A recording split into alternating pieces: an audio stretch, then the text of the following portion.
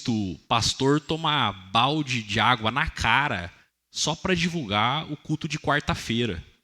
A gente tem visto uns absurdos e umas coisas estranhas assim, simplesmente com um anseio de viralizar, de ter seguidor, de ter mais pessoas nos seguindo. O ano passado, nós convidamos uma cantora gospel para vir na nossa igreja esse ano. E o primeiro contato, ela mandou algumas agendas, assim, algumas agendas que ela tinha, e ok. E aí, então, a gente escolheu umas 2, 3 datas ali, e logo em seguida, a assessoria dela mandou várias perguntas para a gente. E a gente foi respondendo as perguntas normais, tal, quantos assentos tem na igreja, isso, aquilo, tal, ok. Mas as 2 últimas perguntas eram, coloque aqui o seu link do seu Instagram, no Instagram da sua igreja, quantos seguidores vocês têm? Né? Achou estranho aquilo, foi lá, colocou, e no outro dia a resposta veio. Olha, a cantora fulana de tal, que adora tocar um pianinho, assim, cantar, ela está num tempo de oração e decidiu fechar a sua agenda. Por isso ela não vai tocar mais nestas datas que vocês escolheram. Falou, ok. Mas confesso que o meu coração pecaminoso, do jeito que ficou ali, decidiu seguir aquela cantora no Instagram e ficar um pouco de olho, gravar aquelas datas que a gente tinha sugerido para ela.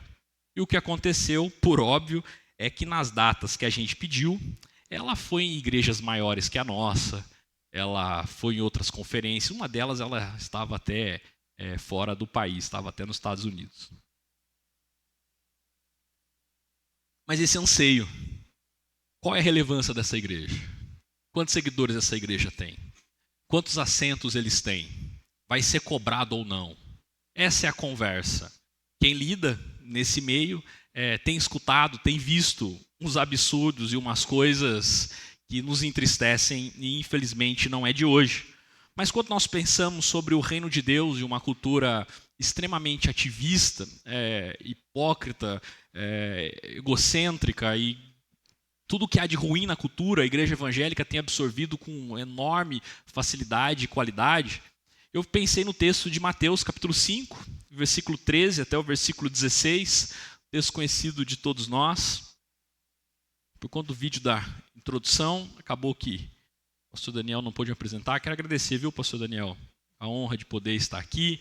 Pastor Gustavo, essa semana eu falei para a Fran 2 vezes, preciso marcar um café com o Gustavo. Preciso bater um papo com o Gustavo. O pastor Gustavo vamos marcar hoje já. Vou levar o pastor Daniel junto. O pastor Gustavo é um confidente, um amigo querido que eu tenho na cidade. Mateus 5, versículo 13 a 16. Quando a palavra de Deus diz assim, vocês são o sal da terra, mas se o sal perder o sabor, para que servirá?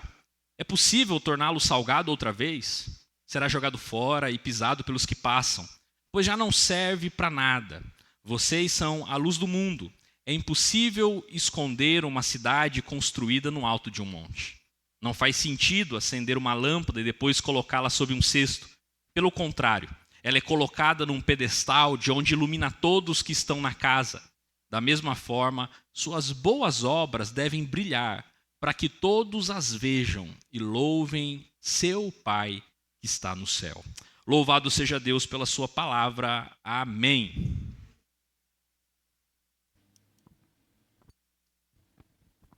Quando nós refletimos sobre o que a gente acabou de ver naquele vídeo, o que é que nós temos chamado de relevância? Ser relevante, será que é de fato ter um feed bonito? Uma estética refinada, uma experiência instagramável? Como já disse, em lugares jogando balde de água no pastor para divulgar os seus cultos.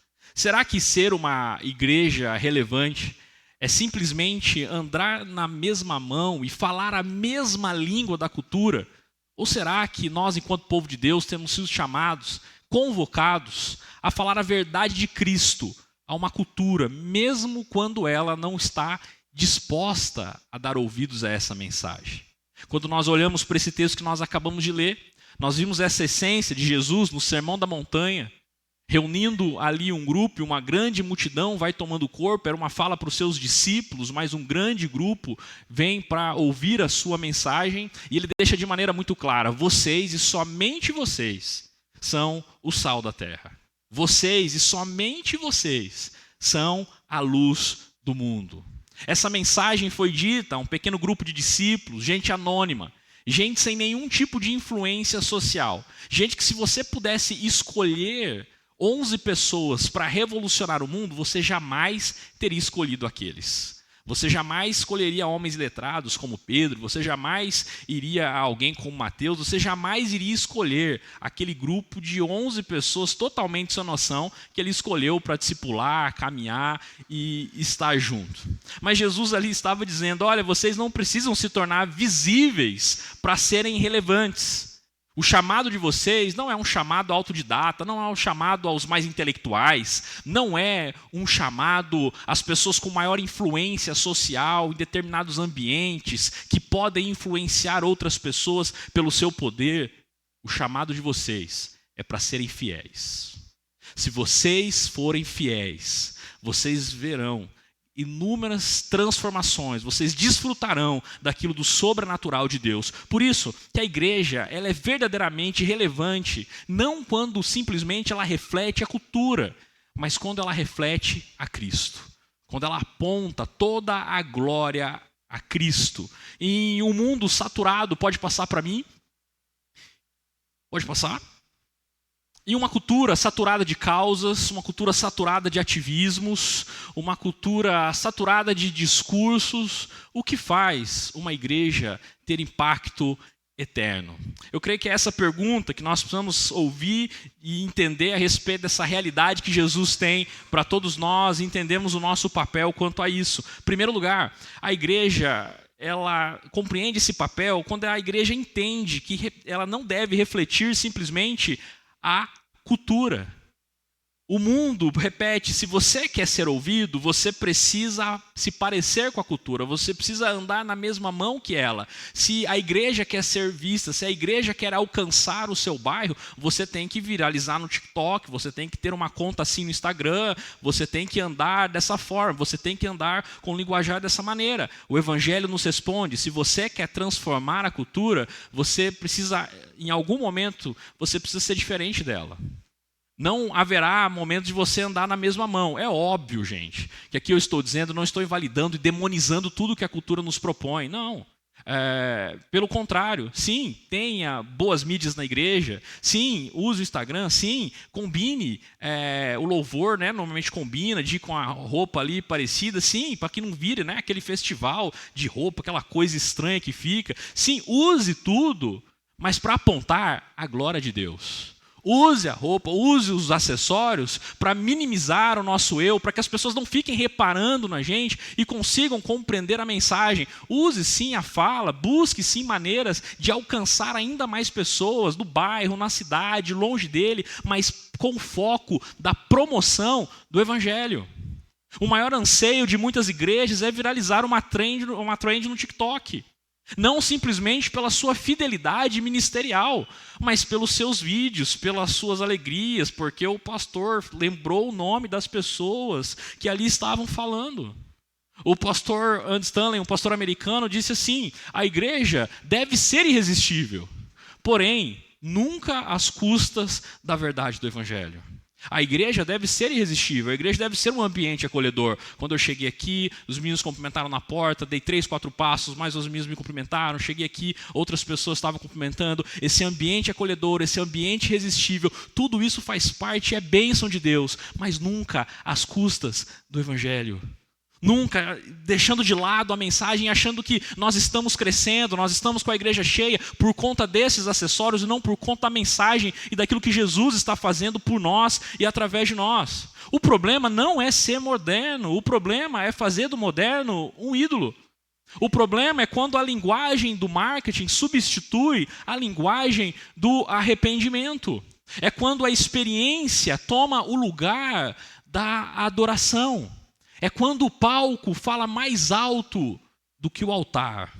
John Stott relembra que a igreja é mais relevante quando ela é diferente do mundo. Quando a sociedade, a cultura se estafa, percebe que no mundo não há esperança, que no mundo não preenche o seu vazio, e ela olha para a igreja e vê um ambiente diferente. Ela olha para a igreja e vê as suas esperanças, as suas bases, o seu anseio num local diferente. Vivemos hoje naquilo que o apóstolo Paulo descreveu em 2 Timóteo, capítulo 4, versículo 3 e 4, que diz assim: olha, pois virá o tempo em que as pessoas já não escutarão o ensino verdadeiro. Escutarão adolescente de 14 anos falando absurdos e uma palavra em inglês e dos anjos que se mistura. Como que é mesmo? The of the power, né? Seguirão os seus próprios desejos. Buscarão mestres que lhes digam apenas aquilo que agrada aos seus ouvidos. Pastores que pregam arrependimento, pastores que exortam.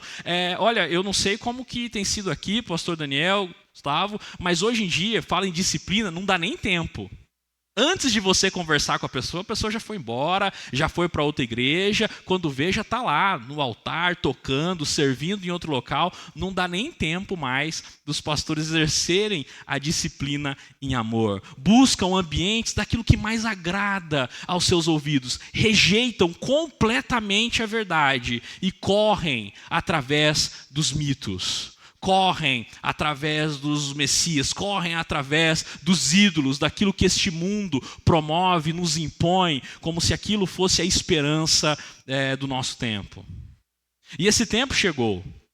Muitos não querem mais ouvir o que é verdadeiro, mas simplesmente aquilo que é agradável. Querem sim e adoram um Cristo que o acolhe, mas não que exige. Querem um reino que inclui, mas não que transforma. Que me deixa exatamente da maneira que eu sou. Franz Schaeffer, um teólogo, vai dizer assim, que a grande questão do nosso tempo não é se a igreja será relevante, mas se ela será fiel. Não é sobre ser relevante, não é se nós teremos impacto, não é o quanto as pessoas aí falarão de nós, não, mas é se nós seremos fiéis. E nós sermos fiéis não diz respeito ao tamanho da nossa igreja, não diz respeito ao tamanho dos meus assentos, não diz assento à quantidade de seguidores que eu tenho na página da IPBCM, não diz respeito a nada do que a cultura diz, mas diz respeito a uma igreja que se submete à verdade do Evangelho. A falsa relevância ela é sedutora porque ela é imediata. Ela traz aplausos rápidos e resultados visíveis. Mas Jesus, ele nunca chamou a igreja para ser admirada. Jesus nunca disse que a igreja iria viralizar, ia estar na boca do povo e o povo iria amar a igreja pelo seu humor, pela sua maneira de ser. Jesus nos chama para sermos obedientes. Quando a igreja troca a obediência pela popularidade, ela perde o sabor, ela perde o seu sentido. Ela se torna uma luz sem brilho, um corpo sem espírito. A igreja relevante é aquela que tenta ser amada pelo mundo, mas que acaba sendo esquecida por Deus. Ela brilha como uma luz artificial. Ela até tem aparência, mas ela é rejeitada por Deus. Ela fala sobre Deus, mas ela não prega a respeito da mensagem do Evangelho. Ela canta sobre Jesus, mas ela não adora. Ela serve, ela trabalha, ela é exaustiva, mas ela não é santa. Essa é a linha divisória entre uma igreja viva e uma igreja morta. Uma igreja que depende da aprovação dos homens, depende da aprovação da sua cultura. A outra vive sobre a presença de Deus. A igreja precisa entender que ela não serve para refletir a cultura. Mas, em segundo lugar, nós também temos que entender que quando a igreja reflete a Cristo, o texto diz, vocês são o sal da terra.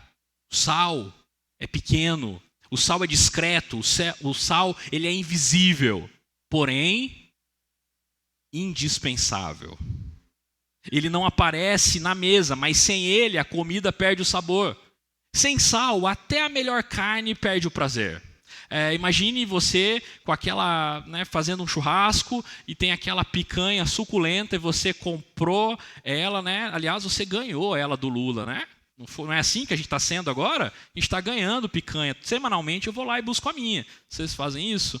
Você vai lá, pega aquela picanha 900 gramas a 1,1 kg. Aí você pega aquela picanha deliciosa, prepara a brasa. Viu os vídeos lá, né, do Natão Bom Bife? Deixa a brasa pegar bem. Quando a brasa já estiver bem quente, aí sim você coloca a sua carne. Você coloca a gordura virada para baixo. Primeiro você tosta a gordura, depois você vira ela, depois você corta aquela picanha, deixa descansar, desculpa, né? Cadê o churrasqueiro aí? Descansa a picanha ali 5 minutinhos, corta a picanha em 2 dedos, e aí depois você volta ela mais um pouquinho para a churrasqueira, e quando você vai comer aquela picanha que você preparou com tanto cuidado, a verdade é que se ela não tiver sal, alguma coisa faltou. Ela é uma picanha maravilhosa, ela é uma picanha deliciosa, ela está no ponto ideal. O boi dela é um boi todo adequado para aquilo. Mas a verdade é que se ela não tiver sal, não há sabor, não há alegria alguma naquela refeição. Pelo contrário, você até a rejeita. No Antigo Testamento, o sal era símbolo de aliança e de pureza. Lá em Levítico capítulo 2, versículo 13 diz assim: com todas as tuas ofertas oferecerás sal. Porque a ideia do sal preservava, o sal purificava o sacrifício. Lembrava então que a partir de você colocar sal no sacrifício, a aliança não podia ser corrompida. Quando Jesus chama a igreja de que vocês, a igreja de Cristo, vocês são o sal da terra, ele está dizendo que vocês são o sinal da minha aliança em um mundo que está apodrecendo. Vocês estão sendo enviados ao mundo para que o mundo não venha apodrecer, para que esse mundo que está caminhando a passos largos para a destruição, que a cada semana é uma má notícia, que a cada semana a gente vê um absurdo maior que o outro. Neste mundo que pouco a gente consegue realçar a beleza dele, pouco nós conseguimos desfrutar e ver vislumbres da graça e nos contentarmos com aquilo que este mundo nos oferece. Esse texto, Jesus está dizendo, vocês serão usados para serem enviados em ambientes que está apodrecendo, para evitar que o apodrecimento aconteça de forma rápida, de forma constante naquele local. Vocês serão esfregados no meio das trevas, esfregados no meio da podridão, esfregados nos ambientes difíceis, para que aquele ambiente não mais apodreça, ou pelo menos não naquele período, por conta da presença de vocês naquele local. E ao mesmo tempo, vocês serão usados em ambientes para realçar o quão o mundo é bom, para mostrar as belezas da criação, e tudo isso foi criado por Deus, para termos vislumbres de momentos de noites como essa, onde a gente adora, onde a gente se alegra, onde a gente conhece gente nova, e a gente tem vislumbres, porque nós somos o sal, isso dá sabor, isso é gostoso, isso nos dá vontade de continuar adorando ainda mais, quando nós temos uma banda boa tocando para a gente, nós íamos mais tempo aqui cantando e adorando, aos vislumbres da graça de Deus, a partir do sal. Porém, esse mesmo texto, ele exorta, olha, bom é o sal, mas se o sal se tornar insípido, será jogado fora, será pisado pelos que passam, pois já não serve para mais nada. Pode passar para mim, relevância não é dissolver-se na cultura, é preservá-la da corrupção. Ser relevante não é se dissolver na cultura e andar na contramão daquilo que o mundo oferece, mas é a igreja ela ser preservada, apesar do mundo, apesar da cultura, apesar de todos estarem cometendo o que cometem. Nós não cometemos, não porque nos achamos melhores, não porque somos superiores, mas porque a palavra de Deus ela é eterna. A palavra de Deus é o que nos guia. Momentos do mundo onde era ético ter escravo, os cristãos compreenderam que, não é por aqui. Nós somos sal no mundo, nós temos que lutar para que a escravidão não seja uma realidade. Momentos no mundo onde as mulheres não tinham acesso à escola, os cristãos entenderam a partir da reforma que as mulheres devem ter acesso à alfabetização, devem ter acesso à universidade, devem ter acesso a partir daquilo que homem e mulher, Deus os criou, né, a sua imagem e semelhança. Então a palavra de Deus é o que nos norteia, não a cultura. A igreja jamais pode se dissolver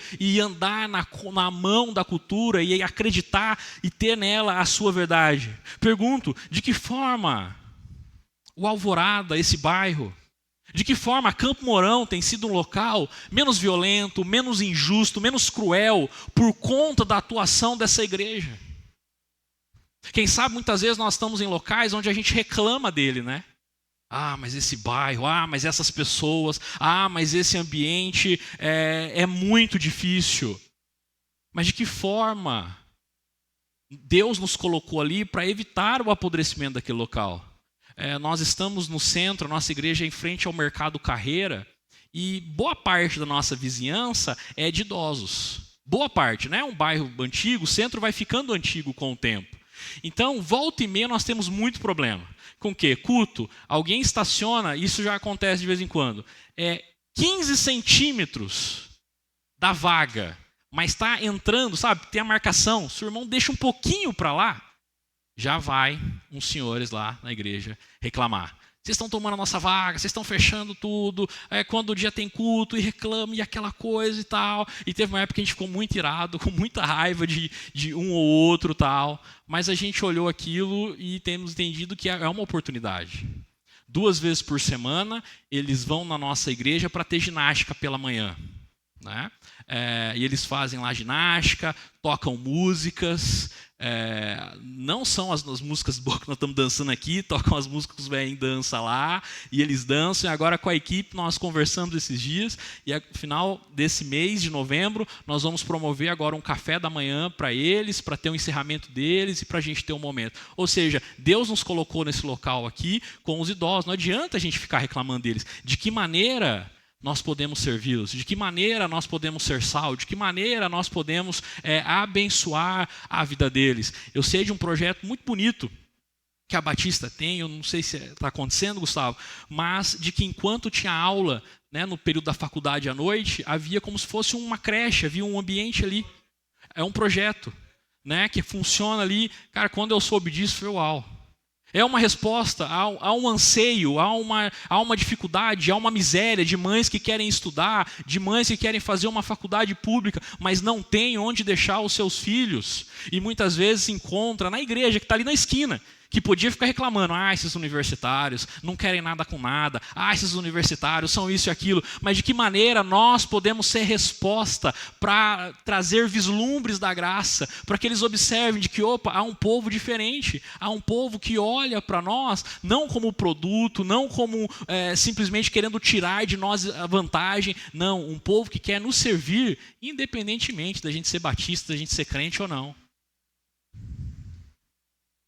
De que forma a Igreja Batista do Alvorada tem realçado a beleza de Cristo a partir dos seus atos de misericórdia, de justiça, de conforto, de amor, de bondade, sendo manifestado pelos seus membros aqui nesse bairro e em todos os locais que eles se esparramam.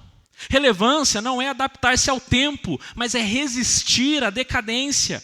Relevância não é se tornar popular, mas se tornar fiel. Tim Keller, pode passar para mim, ele vai dizer assim, que o evangelho não é relevante porque se adapta à cultura, mas porque a confronta. E confrontar a cultura não simplesmente com ódio, fazendo um ambiente bélico, de raiva, de ódio, de nós aqui e vocês lá. Não, confrontar a cultura é se envolver com a cultura e mostrar para a cultura por que é que nós vivemos assim. Por que é que nós andamos com a ética da forma que nós andamos? Por que é que nós servimos as pessoas? Por que é que nós cuidamos de crianças sem querer dinheiro? Por que é que nós estamos interessados nela? Mas para isso eu preciso estar no meio dela. Há um dado de um professor meu do seminário chamado Gerson Leite, e ele na época, isso em 2015, 2016, ele dava aula na USP. E ele falou um dado bem interessante, de que a USP, nos seus década de 60 até a década de 80, cerca de 80% dos professores eram batistas, presbiterianos, metodistas. 80%. Hoje, ele contou nos dedos aquela época, isso há 10 anos.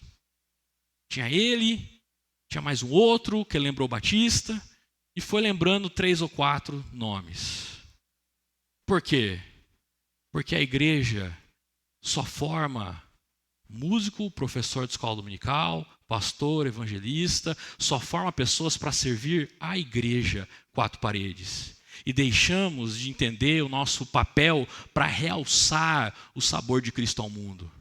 Eu cresci na igreja e o que eu escutava é que os meus amigos tinham que ser da igreja, eu tinha que andar com as pessoas da igreja, porque era perigoso ter pessoas de fora. Porque andar com pessoas de fora, elas nos corrompem.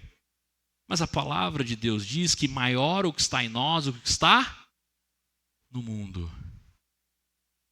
E o mundo só vai conhecer o evangelho se a gente for enviado no mundo, como sal, discreto, pequeno, sem as pessoas acharem que faz muito sentido. Mas a nossa presença em muitos ambientes fará o total sentido e apontará para o autor e consumador da nossa fé. Terceiro lugar, quando a igreja ela impacta o mundo. Vocês são a luz do mundo. Luz não existe para chamar atenção a si mesma, mas para apontar um caminho. Em nossos dias, há igrejas com muitas ou poucas luzes, mas que escondem a cruz. Brilham muito, mas não iluminam nada. Fazem muita sombra sobre aquilo que é essencial. João capítulo 8, versículo 12, Jesus afirmou: eu sou a luz do mundo. Quem me segue não anda em trevas. Portanto, nós temos luz própria. Nós somos luzeiros refletidos à luz de Deus. A luz verdadeira não pisca, ela permanece acesa no escuro. Quando nós olhamos para essa igreja, nós vemos aqui várias lâmpadas, não sei, deve ter esse plafond aqui, deve ter uns 15, 20 plafond, pastor, aqui. Se um deles estiver queimado, pouco importa, certo? Se um deles estiver queimado, a gente toca o culto, faz acontecer e vai embora. Não tem problema. Mas a realidade é que se der um breu aqui, todas as luzes se apagarem e apenas lá atrás a luz de emergência levantar, acender, o que acontece? Nós temos um guia. Nós temos um norte. Ainda que o breu esteja ali acontecendo, nós sabemos para onde nós vamos. Nós sabemos aonde é a saída. Nós sabemos onde nós devemos estar. Esse é o chamado de Deus para os seus discípulos. Vocês são luz. Não adianta vocês ficarem luz todos juntos. Todos juntos, pouco faz falta um ou outro. Vocês são luz para serem enviados no meio das trevas. Vocês são luz para estarem em ambientes e contextos de que a única esperança, o único olhar de que há possibilidade de saída, há possibilidade de uma nova vida, há possibilidade de uma nova conduta, a vida para mim, apesar de mim, serão vocês. Nós seremos enviados para contextos e ambientes diariamente. Pessoas ao nosso lado que sentam para trabalhar com depressão, e muitas vezes você foge de lado porque papo chato, coisa chata, a pessoa fica ali reclamando e lamentando da vida, e você não entende que é o momento de ser luz para apontar o caminho para ela, dentro de casa com um pai, um irmão, alguém que não é cristão, e a partir da sua presença ali, tornar-se um ambiente mais amigável, um ambiente de maior misericórdia, um ambiente de mais amor, tratar as pessoas de uma maneira diferente. Aquilo que Filipenses capítulo 2, versículo 15 diz o quê? Que a partir da luz de Cristo nós devemos levar uma vida pura, uma vida inculpável como filhos de Deus, coerentes com a mensagem do Evangelho, coerentes como filhos de Deus, brilhando como luzes resplandecentes num mundo de gente corrompida e perversa. Não há luz sem palavra. Nós não refletimos o caráter de Cristo se pouco nós gastamos tempo em compreender quem é esse Deus. Se o conhecimento que nós temos de Deus é do Jesus na sessão da tarde, agora no Natal, do seu nascimento, e ele, loirinho de olhos azuis, logo em seguida na Páscoa. Se o conhecimento que nós temos dele é extremamente raso, se a gente adora o movimento, adora um barulho, adora o oba-oba, mas pouco gastamos tempo em compreender e refletirmos a sua palavra, e nos abastecemos daquilo, e fazemos daquilo com prazer, dia e noite, a compreensão de que, esse Deus não é qualquer um, esse Deus morreu por mim. Ache qualquer outra mensagem, qualquer outra religião, que o próprio Deus morre pelos seus súditos. Eu preciso conhecer mais a respeito desse Deus com urgência. Eu preciso entender que o alvo da minha vida nessa terra é somente dois: crescer no conhecimento de Deus para fazer o nome dele ser conhecido. A questão é que a igreja evangélica tem muita luz, mas muita luz pisca-pisca, mas muita luz movida a solar, sabe aquelas luzes que você compra da Shein, da Shopee, que não duram uma semana, que a hora que você coloca ela não ilumina nada. Fran me comprou uns refletores lá, solar, que, nossa, pela foto iluminava a nossa garagem inteira, uma garagem pequena. Comprou 6. Ela não consegue iluminar a parede. Está cheio de crente assim, que não ilumina a casa, que fala que é crente, mas não ilumina a mãe, não ilumina o pai que é descrente, não dá testemunho em casa e quer alcançar as nações. O mundo não precisa de uma igreja ativista, mas precisa de uma igreja transformadora. O ativismo tem falado de causa, mas o discipulado fala de cruz. O ativismo grita por visibilidade, cheio de gente em igreja. Ativista, trabalha. Pau para toda obra na igreja. Fulano é crente, pastor, porque ele é ativo. Mas você pede para abrir em Gênesis, o fulano não sabe onde fica. A igreja é luz quando ela proclama a verdade com graça e ela tem conhecimento sobre a verdade. Quando ela ama o pecador, mas sem celebrar o seu pecado. E quando ela denuncia a injustiça sem se corromper com o poder. Jesus não disse: vocês devem ser luz, como se fosse uma opção para nós. Jesus diz: vocês são a luz. Ser luz é parte da nossa identidade, não é nossa estratégia. Não é simplesmente um desejo nosso ser luz para alcançar as pessoas. É natural, faz parte da nossa natureza, faz parte de quem nós somos. O maior obstáculo à evangelização do mundo é a igreja que perdeu de vista o poder transformador do evangelho. O maior obstáculo à evangelização do mundo não são os comunistas, não são a universidade, não são as pessoas aí fora de duro coração. O maior obstáculo à evangelização do mundo é a igreja que já não crê mais que o evangelho tem poder para salvar grego e judeu. Que o evangelho tem poder para salvar desde a pessoa mais imoral até o religioso que está sentado nesse banco há 40 anos e ainda não entendeu o básico. O evangelho tem poder para salvar. A igreja perde o seu poder quando ela não crê mais na evangelização do seu bairro, quando ela não crê mais na expansão da sua igreja, quando ela não crê mais naquilo que Deus pode fazer através dela. Esse ano, lá na IPBCM, nós vamos ter a última recepção de membros agora, final de novembro, e nós chegamos, se eu não me engano, a quase 140 novos membros. E a gente celebrou, a gente se alegrou, e aí a gente está preparando um material de primeiros passos, que a gente chama, para o ano que vem. E aí a gente vai imprimindo uma gráfica e tudo mais, e aí eu fiz um teste com a Gabi, que fez o vídeo, elogiei, agora eu vou falar desse teste que eu fiz com a Gabi. Cheguei para a Gabi e falei: Gabi, então vê lá, ela faz o orçamento lá para a gente. Quantos que a gente imprime para o ano que vem? 140 tá bom, né? 140 é um bom número, que é o número desse ano, né? Acho que é um bom número. Às vezes até sobra, pastor. Né? Pode ir aí, vamos fazer 140 então, vou pedir orçamento aqui para 140. Não! Pede 500, Gabi, isso que eu queria ouvir de você. Pede 500. Pastor, vamos fazer 1.000, porque o valor de 1.000 vai cair muito. A unidade fica muito mais barata e a gente vai alcançar 1.000 pessoas no ano que vem. Nós vamos alcançar 500 pessoas no ano que vem. Nós vamos alcançar 200, não sei.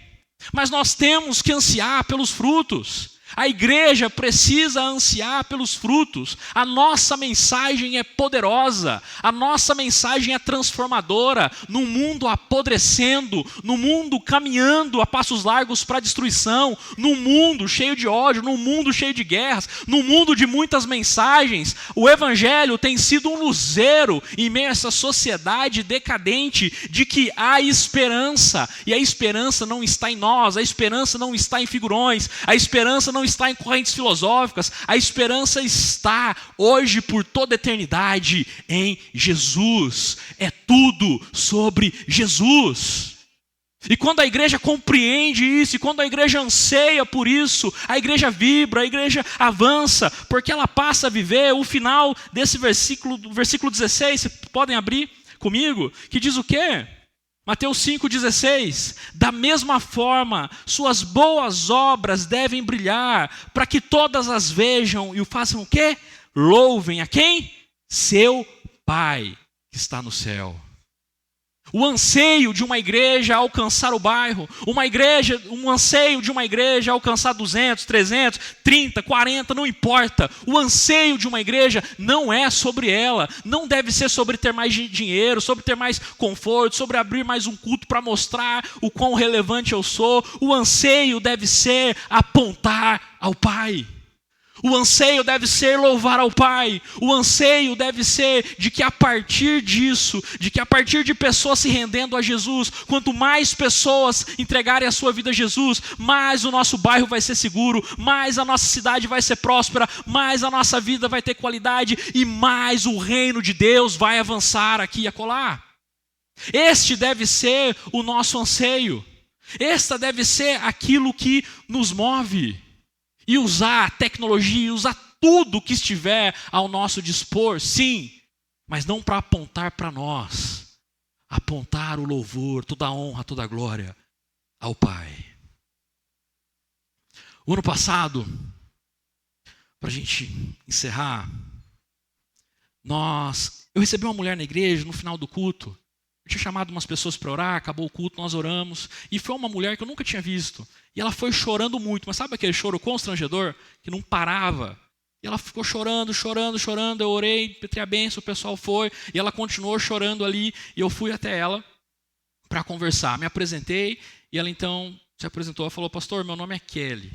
É o seguinte, pastor, eu moro em Campo Mourão há mais ou menos 6 meses. Eu morava em São Paulo, meu marido quis morar aqui, que é perto da família dele, meu ex-marido, e ele quis vir para cá, e como meu trabalho é home office, nós viemos para cá.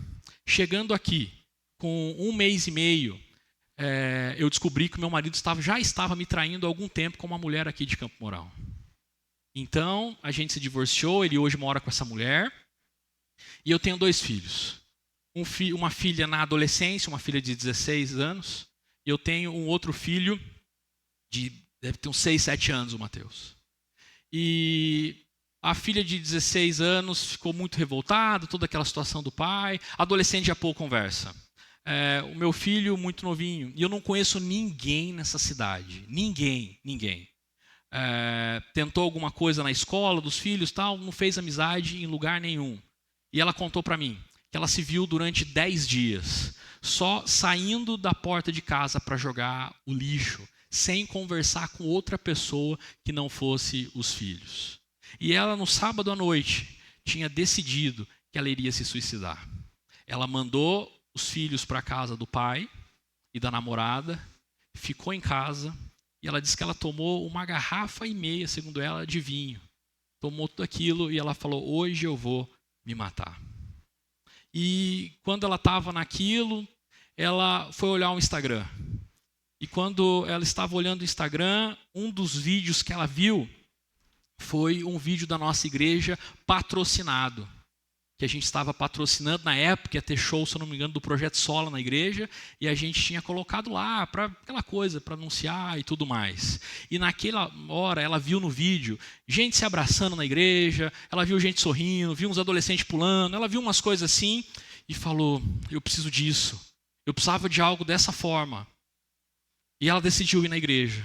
Ela falou: eu vou dar uma chance, eu nunca pisei numa igreja evangélica. E ela foi até a igreja no domingo. E quando ela foi até a igreja no domingo, ela compreendeu a mensagem, ela entregou a vida dela a Jesus, nós oramos ali na frente. E daquele momento, na terça-feira tinha um pequeno grupo na minha casa, eu chamei ela para ir no pequeno grupo, ela sentou do lado de uma mulher que estava vindo de Minas Gerais e o marido viajava bastante, as duas ali não conhecia ninguém na cidade, e na quinta-feira eu já vi essas duas postando stories juntas, tomando café, e a coisa aconteceu, e ela já se iniciou nos primeiros passos na igreja, e ela foi ali participando, e no dia, um domingo antes do batismo, a gente dando aula ali, e eu lembro que a gente estava falando, acho que de sacramento, uma coisa assim, e ela começou a chorar no meio da aula. Eu falei: meu Deus do céu, falar, né, sobre Santa Ceia, eu sou demais, pastor Daniel, eu sou muito bom.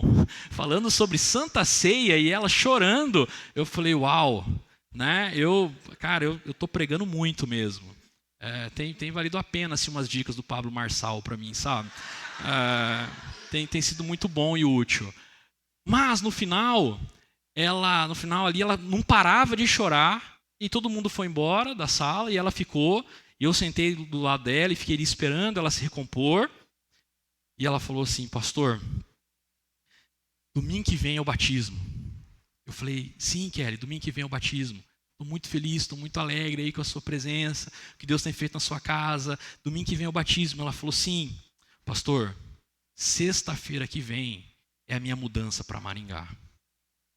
A minha empresa arrumou um local em Maringá, criaram uma sede, um local para ficar em Maringá, e como eu sou a pessoa que está mais próxima, eles já arrumaram um apartamento para mim e falaram: Kelly, a partir de sexta-feira a gente quer você morando lá. Então, assim, durante essa semana se organiza para mudar para lá o quanto antes, porque a gente vai precisar de você lá para organizar as outras coisas. E aí a questão é a seguinte: nós conversamos, ela disse: pastor, eu não quero perder isso, eu não quero perder essa comunhão, eu não quero perder tudo aquilo que Deus tem feito por mim nesse local. Vocês não vão me batizar porque eu vou para Maringá? Eu falei: não, nós te batizamos, né, no domingo, e na segunda-feira a gente já te envia com a carta para outro lugar. Você já vai para outro lugar, né? E aí nós batizamos ela no domingo, foi uma noite de muita festa, a mãe dela, uma senhora muito idosa, foi na igreja, muito choro, os filhos, foi uma noite extraordinária. E nós enviamos ela para outra igreja, ela está participando da segunda IPI lá em Maringá, do pastor Denis, que é um amigo querido, e eles têm tido um tempo especial. A Kelly é crente no Senhor Jesus, a Kelly tem vivido a sua vida para Jesus. Eu quero encerrar com isso. Eu comecei colocando uma igreja que estava apontando simplesmente a sua glória para si, apontando a sua marca, a sua logomarca. A gente tatua, a gente faz tudo sobre nós. Mas nós podemos usar as mídias, não demonizá-las, de uma forma que a gente aponte para que as pessoas vejam o Pai. Vejam o Pai. Que a Igreja Batista do Alvorada, que a Igreja de Campo Mourão como um todo, possa gastar a sua vida, não para apontar uma glória de si, do seu próprio nome, mas apontar a glória do Pai. Que a sua vida possa ser gasta, não para fazer o seu nome ser conhecido, não para se destacar na sua profissão, não para ser celebrado nos seus ambientes, mas a sua vida possa ser uma vida conhecida por alguém que quem chega em você vê o Pai. Quem chega em você é constrangido pelo amor do Pai. Feche seus olhos, eu quero orar pela sua vida.